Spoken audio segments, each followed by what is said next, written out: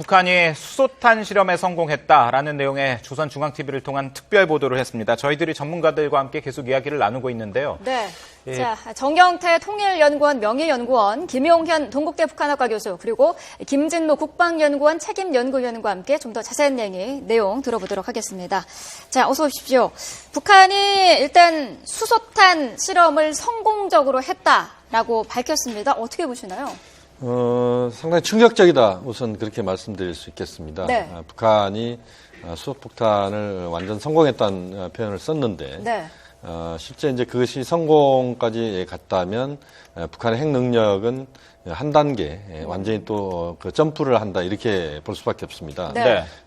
그동안의 핵실험이 핵 분열에 의한 그 원자탄 실험이었다면 이번에는 이제 핵 융합을 통한 수소탄 실험 네. 그렇게 봐야 되기 때문에 북한의 핵 능력이 상당 수준 높아졌다 이렇게 봐야 될 것 같고 그 과정에서 국제사회에 주는 충격은 훨씬 크다 그렇게 볼 수밖에 없겠습니다. 예. 자, 이번에는 김진무 연구위원님 어떻게 보십니까? 예, 뭐 사실은 이게 북한이 핵 개발에 나가는 어떤 순서죠. 수순이기 때문에 뭐 네. 예상은 했지만 시기가 상당히 빨라졌다는 것에 대해서 상당히 좀 충격적이었다 이렇게 보고 작년에 김정은이 그 뭐 수소폭탄 얘기를 했을 때까지만 해도 다들 아직 끝까지 완성 단계는 가지 않았지 않겠느냐라는 네. 전망이 지배적이었는데 갑자기 이제 수소폭탄 실험을 하니까 사실 좀 놀랐습니다. 그렇지만 북한은 항상 미사일 개발과 핵 개발은 항상 외부 세계가 예측하는 것보다 한 발 앞서갔던 부분이 있기 때문에 네. 이것도 역시 북한이 굉장히 빠른 속도로 가고 있구나 그렇게 평가를 하고 있습니다. 네. 네. 자, 앞서서 국회 정보위에서 밝힌 내용으로는 북한이 최근 핵실험과 관련한 징후가 없었다라고 밝혔는데요. 이 부분은 어떻게 알 수 있을까요? 사실 이제 이번에 북한 핵실험의 중요한 특징 중에 하나가 네. 수소탄 실험이란 북한이 그런 그 성공이라는 이야기를 했습니다만 네. 사전 징후를 어느 쪽에서도 찾지 못했다는 겁니다. 다시 말씀드리면 이전에 3차 핵실험 때도 그렇고 그 이전에도 보면 풍계리 주변에 여러 가지 그 차량의 이동이랄지 네. 또는 가림막 설치랄지 뭐 이런저런 것들을 통해서 그런 징후들이 보였고 또 북한이 그 비공식적으로 하루 전 정도에는 중국 쪽에는 통보를 하는 네. 이런 그 전례가 있었습니다만 이번에는 그런 상황들이 전혀 없었다. 이것이 이제 큰 특징이라고 봐야 될 것 같은데요. 네. 그 수소탄 실험이라고 하는 기술적인 이런 과정들 속에서 은닉이 훨씬 더 쉬웠다 이렇게 볼 수도 있겠습니다. 네. 네. 자, 그 수소폭탄에 대한 언급은 앞서서도 얘기를 했습니다만 김정은 위원장이 지난 12월이었던가요? 그때 이제 언급을 했습니다. 그때 이제 그게 맞을 것이다, 아닐 것이다 관측은 여러 가지가 나왔는데 앞서서 그 정영태 박사님이 이 북한이 이것을 성공했느냐 안 했느냐 진위 여부를 떠나서 일단 북한이 이렇게 말한 만큼 이 부분에 대해서는 우리가 어떻게 대응할지는 좀 더 고민을 해봐야 된다 이렇게 얘기를 하셨는데요. 그런 맥락에서 그렇다면 이 발표 이후에는 어떻게 해야 될까요? 정 박사님께서 얘기를 좀. 예, 사실은 그 북한이 이 핵실험 하는 데 있어서는 뭐 우리가 이미 상당한 부분 그 예상을 했고 그런 가능성이 높다는 것은 우리 그 군 당국도 그렇고 정보 당국도 그렇고 뭐 통일부도 마찬가지입니다. 그렇기 때문에 이 핵실험을 한다고 해서 우리가 지나치게 흔들릴 필요는 사실 없는 거죠. 예. 사실 우리가 세계적으로 핵을 갖고 있는 국가들이 많이 있지 않습니까? 이런 국가들이 이제까지 이것을 사용할 수 있는 쉽사리 무기가 아니다는 것을 이제까지 알려주고 있는 거죠. 자, 그럼에도 불구하고 북한이 이러한 핵 수단을 가지고 단순히 이제 군사적으로 사용하겠다는 것은 어느 정도 쉽사리 할 수 없다는 그건 뭐 일반적인 특성이니까 일단 그대로 그건 또 그것대로 우리가 군사적으로 대비를 할 필요가 하나 있고 그다음 그보다 더 큰 것이 뭐냐고 하면은 북한이 이게 이런 식으로 지속적으로 핵을 개발해 나가면서 자기들의 핵 능력을 과시를 하는 겁니다. 그럼 과시를 하면서 앞으로 그러면은 지속적으로 할 거냐 말 거냐를 가지고 이것을 이제 외교적인 레버리지로 활용을 한다. 이게 이제 사실 중요성이 있습니다. 네. 이것을 가지고 앞으로 미국이 지금 오바마 정부 들어와서 전략적 인내라고 해가지고 북한하고 대화를 하지 않습니다. 왜냐? 북한이 비핵화와 관련된 진정성을 내보이는 게 없고 오히려 이런 식으로 핵실험을 해버리니까 오히려 이걸 대화를 하는 것은 필요가 없다는 식으로 나가고 있거든요. 네. 그렇다면 북한이 지속적으로 미국하고 대화를 이끌어내지 못한다면은 핵만 개발해가지고는 큰 의미가 사실 또 없어요. 예. 그렇기 때문에 이것을 자기들이 어느 정도 앞으로 막 5차다, 6차다 이 하는 핵실험 하는 것 자체를 가지고 더 이상 개발하는 거 가지고 이것을 간에 모라토리엄 선언을 한다. 그 네. 대신에 미국 간에 대화하자. 거기에 대한 보상을 달라. 뭐 이런 식으로 이제 나오지 않겠느냐 하는 그런 가능성이 있어서 특히 뭐 군사적 입장에서 뭐 기본적으로 우리가 그건 대비돼야 되겠지만 네. 또 거기에 앞서서 외교적으로 지나치게 미국이 자기들이 그 원하지 않은 방식으로 어떤 의미에서 북한에 끌려갈 수밖에 없는 그런 외교적인 상황이 생기는 데 대해서 우리가 상당히 우려를 표명하면서 우리도 상당한 대비가 필요하다 이래 볼 수가 있죠. 네. 예. 자, 김정은 제1위원장이 수소탄 실험을 최종 명령을 했고 이와 관련해서 수소탄 실험을 완전하게 성공을 했다라고 북한이 조금 전에 발표를 했는데요. 발표 내용 다시 한번 좀 들어보도록 하겠습니다.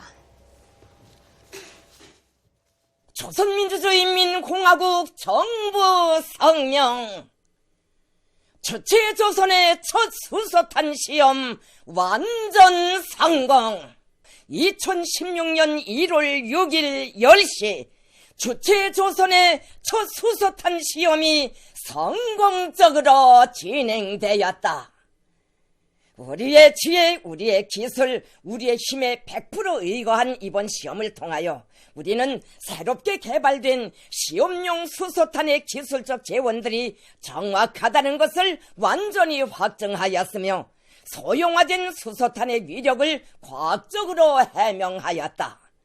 역사에 특기할 수소탄 시험이 가장 완벽하게 성공함으로써 조선민주주의인민공화국은 수소탄까지 보유한 핵보유국의 전열에 당당히 올라서게 되었으며 우리 인민은 최강의 핵옥제력을 갖춘 존엄 높은 민족의 기계를 떨치게 되었다. 네. 자, 지금 조선중앙TV의 특별 보도 내용 전해드렸는데요. 일단은 수소폭탄 실험에 성공했다라고 얘기를 했습니다만 그 진위 여부를 또 따져봐야 되지 않겠습니까? 이건 그럼 어떻게 파악을 할 수 있습니까? 김 박사님. 예, 글쎄요. 지금 지진파 규모, 이제 가 4.2 정도면은 네. 사실 3차 핵실험하고 거의 비슷하단 말이죠. 예. 그러면은 그 당시에 정확하게 뭐 북한이 경량화, 다종화 했기 때문에 그게 뭐 증폭 핵폭탄이었느냐 아니냐는 사실 우리가 알 길은 없는데 어쨌든 핵분열 폭탄이라는 거죠. 과거 이제 전통적인 어떤 핵폭탄이라는 거죠. 예. 그때도 한 4.7에서 5.1 정도. 그러니까 거의 그 지진파 규모가 거의 그때 3차랑 비슷하다는 거죠. 그러니까 예. 핵분열탄이나 핵융합탄이나 지금 핵융합탄은 기본적으로 훨씬 더 큰 폭발력을 가져야 된다는 겁니다. 수소탄은 융합이죠. 핵융합이고 증폭 핵 분열은 그 전 단계 분열탄이고 그다음에 기존에 이제 재래식 폭탄은 이제 분열탄이고 네. 적어도 전문가들에게는 5배에서 많게는 100배까지도 폭발력이 나올 수 있다. 예. 동일 규모의 핵폭탄이. 네. 그렇다면은 어느 정도 규모가 같다면은 지진파가 훨씬 커져야 되는 거거든요. 또 물론 이게 이제 소형화 문제가 또 있기 때문에 네네. 이제 작은 핵물질을 넣고 폭발시킬 수 있기 때문에 아직까지 판단은 어렵지만 네. 지금 그 부분이 지금 조금 미심쩍은 부분이 있다. 저는 그렇게 말씀드릴 수 있습니다. 네. 네. 자, 북한의 발표대로 수소탄 실험에 성공을 했는지 여부는 좀 더 확인이 필요한 부분인 것 같은데요. 어찌됐건 간에 그 새로운 무기 개발에 대한 북한의 의지도 상당히 강하고 속도도 좀 내고 있는 모양새인데 어떻게 분석하시나요? 그렇습니다. 지금 이제 김진무 박사님께서 이제 그 폭발력에 대한 말씀을 하셨는데 네. 이번에 이제 지진파가 4.2 정도라고 한다면 지금 북한 발표도 보면 시험용 수소탄 이야기가 나왔고 수소탄의 그런 능력들을 과학적으로 해명했다는 이야기가 나오고 있습니다. 예. 네. 결국 이것은 상당히 그 폭발력이 낮은 그러니까 수소탄 중에서도 초보적 형태의 수소탄 실험이었다 이렇게 우리가 추론할 수도 있다고 봅니다. 네. 그러니까 북한의 지금 수소탄 실험이 만약에 수소폭탄 실험이었다고 하더라도 이 실험은 수소폭탄 단계로 봤을 때는 이제 1차에 해당된다 이렇게 봐야 됩니다. 예. 네. 그렇게 본다면 그 능력이 또는 그 수준이 고난도 또는 고준위의 수준이라기보다는 상당히 그 초보적 수준의 능력이 이번에 확보된 것이다.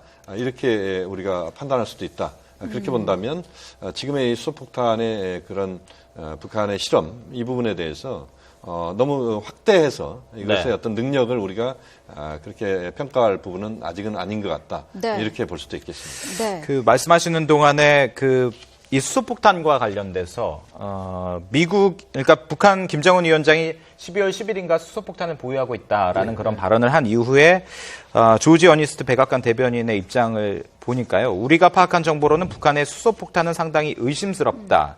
또 북한의 수소폭탄 보유 가능성은 낮다. 이게 이제 딱 한 달 전에 이제 미국의 이제 입장인데 이제 오늘은 일단 북한이 우리가 성공했다라고 이제 발언을 했으니까요. 이제 미국 쪽에서도 정부 당국이라든가 이제 입장을 발표할 텐데 어떻게 보십니까? 지금 미국이 북한의 핵 능력이라든가 미사일 능력 같은 데는 항상 보면 한 발이 늦어요. 예. 네. 판단하는 것들이 자기들은 이게 상당히 좀 무시하는 그런 측면이 사실 있었는데 그러나 항상 핵실험을 할 능력이 없다 그랬다가 핵실험하는 걸 자기들 봤고 예. 그럼 이번도 마찬가지입니다. 김정은이가 그 당시에 자기들은 수소탄을 가졌다고 얘기를 했을 때는 이것 자체가 이 허장성세가 돼서는 안 된단 말이죠. 네. 왜냐하면은 자기들이 수령이 말이죠. 그게 함부로 거짓말하는 형태로 그리고 또 블러핑하는 형태로 됐을 때는 그 신뢰가 사실 떨어지는 그런 측면도 사실 있고. 예. 그런데 제일 중요한 건 이겁니다. 항상 말이죠. 이거 핵을 개발하는 데는요. 풀뿌리를 먹더라도 핵을 개발해야 될 때는 핵을 개발하고 만다 네. 하는 그것이 있고 그 다음에 이것을 모든 의지를 가지고 지속적으로 여기에 모든 재원이라든가 이것을 투여하는 그런 체제이기 때문에 우리가 생각하는 이상으로 네. 북한이 개발해 나가는 그런 모습을 보여주고 있습니다. 자, 그렇기 때문에 저는 기술적으로 이게 수소탄에 성공했다 안 했다 이렇게 얘기하기는 사실 어렵겠으나 네. 항상 이 정치 사회학적인 혹은 군사적인 이런 움직임을 우리가 봤을 때 북한이 우리가 생각하는 것보다도 이런 능력을 앞세워서 나가더라. 하는 데서 좀 차관을 좀 할 필요가 있고 네. 제가 이렇게 얘기 드린 것은 항상 뭐냐면은 우리는 이 안보적 차원에 있어서는 먼저 보다도 좀 큰 차원에서 우리가 대비를 할 수 있도록 이래 할 필요가 있기 때문에 저는 이렇게 얘기를 합니다. 물론 이것을 우리가 애서 말이죠. 이건 무시해버릴 수도 사실 있습니다. 네. 그런데 북한이 핵실험하고 북한 핵을 가졌다고 해가지고 그것을 당장 군사적으로 쓸 수 있는 것도 아니고 지금 이번에 아까 핵탄을 가지고 그것이 실질적으로 터뜨려 보는 것도 사실 아니거든요. 네. 그렇기 때문에 우리가 국내적으로 경제적으로 술렁거린다든가 이럴 필요는 전혀 없는 거예요. 네. 나름대로 이거는 핵실험을 한 번 더 한 것이다.